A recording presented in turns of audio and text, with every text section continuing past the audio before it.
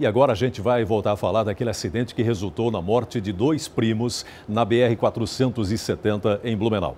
O motorista que causou o acidente, segundo a Polícia Rodoviária Federal, estava visivelmente embriagado. Ele foi preso, mas foi solto ainda ontem. Vamos voltar a falar com a repórter Danúbia de Souza agora ao vivo, porque a gente quer saber, agora, segundo a decisão da Justiça ontem, ele vai responder, tem todo o direito de responder em liberdade. É isso, né, Danúbia? É isso mesmo, Joelson. Esse motorista que matou 2 pessoas na BR-470 vai responder em liberdade. Ele é o Claudecir Dias, de 52 anos de idade. Saiu ontem à tarde pela porta da frente do Fórum de Blumenau, enquanto os familiares das vítimas estavam velando os 2 primos lá no Rio Grande do Sul. O motorista que provocou o acidente já estava em casa, em liberdade.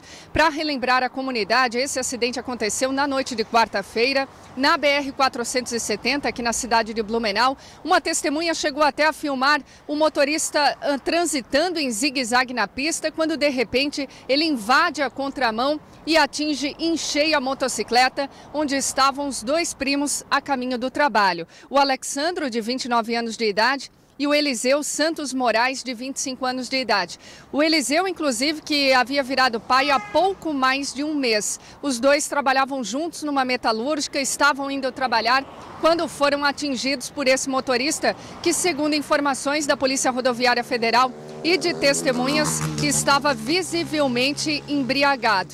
Agora, a gente conversou na manhã de hoje com a Márcia Pontes, especialista em trânsito, para entender por que numa situação como essa, onde há todas as provas, por que o motorista responde em liberdade. Segundo ela, tudo está explicado na legislação, que dá uma brecha. Apesar da gente ter mudado recentemente a lei seca, ainda assim, os motoristas têm o direito de responder em liberdade. Acompanhe mais informações com a Márcia Pontes.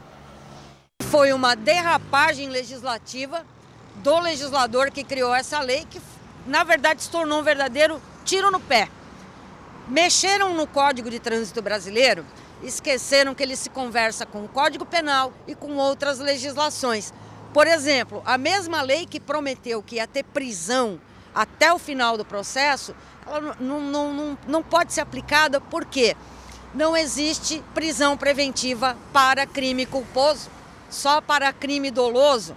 Lá no final, quando a pessoa termina de responder ao processo, ainda pode trocar a prisão por cesta básica. É um direito de todo brasileiro que ele tenha audiência de custódia em 24 horas. Inclusive, se o réu não tem dinheiro para pagar a fiança, ela pode ser concedida sem pagamento de fiança. E para quem tem um valor maior, a fiança pode ser multiplicada até 1000 vezes. Nesse caso, a gente vai ter que esperar para ver como o Ministério Público vai enquadrar, né? Ainda que o Ministério Público faça a sua parte e denuncie as pessoas, tente denunciar por dolo eventual, por assumir o risco de matar, a própria Lei 13.546, ela meio que dá uma chancela do Estado de que todo mundo que bebeu, que dirigiu, que matou alguém, não foi com vontade, não foi assumindo o risco, foi por culpa, envolvendo imperícia, negligência e imprudência. E, inclusive, é um risco muito grande, porque essa lei retroage. A lei penal retroage no tempo para beneficiar o réu. Significa o quê? Pessoas que já cometeram crimes de trânsito, que respondem por uma pena que pode dar de 6 anos a 20 anos de prisão, até 30 anos de prisão, podem retroagir para responder pela Lei 13.546, que é de 5 a 8 anos, e no final vai trocar a vida por cesta básica.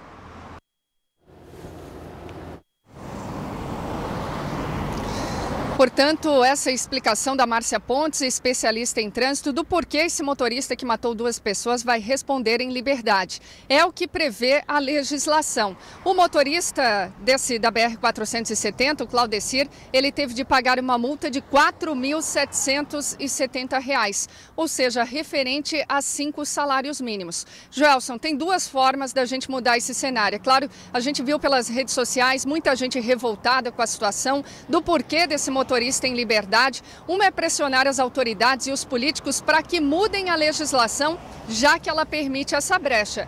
E outra é a conscientização dos próprios motoristas, já que muita gente sabe do perigo de beber e dirigir e mesmo assim continua provocando essas imprudências no trânsito e essas tragédias no trânsito. Afinal, temos aí mais uma família chorando pela morte dos seus entes queridos. Essa foi a explicação, então, dessa polêmica toda que aconteceu aqui na cidade de Blumenau.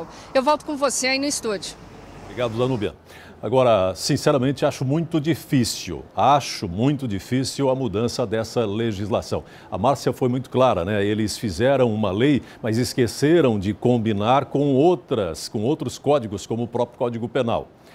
Acho muito difícil a mudança dessa lei, porque, principalmente, no meu entendimento, é o seguinte: hoje nós não temos espaço mais no sistema carcerário brasileiro. As cadeias estão superlotadas e os crimes, inclusive os crimes de menor responsabilidade, enfim, aqueles crimes lá cuja pena é até 4 anos de prisão, eles nem estão mandando mais da prisão, né? Estão convertendo em outro tipo de penalidade.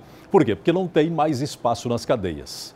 E aí, se eles mudarem essa lei agora, né, prevendo que seja preso também quem matar no trânsito, o sistema vai vai dobrar o caos que já é. Então, acho muito difícil, mas enfim, né, tem que haver essa pressão, porque não dá para a gente assumir calmamente, não dá para ficar tranquilo com motoristas bêbados, né, matando pessoas por aí. É claro que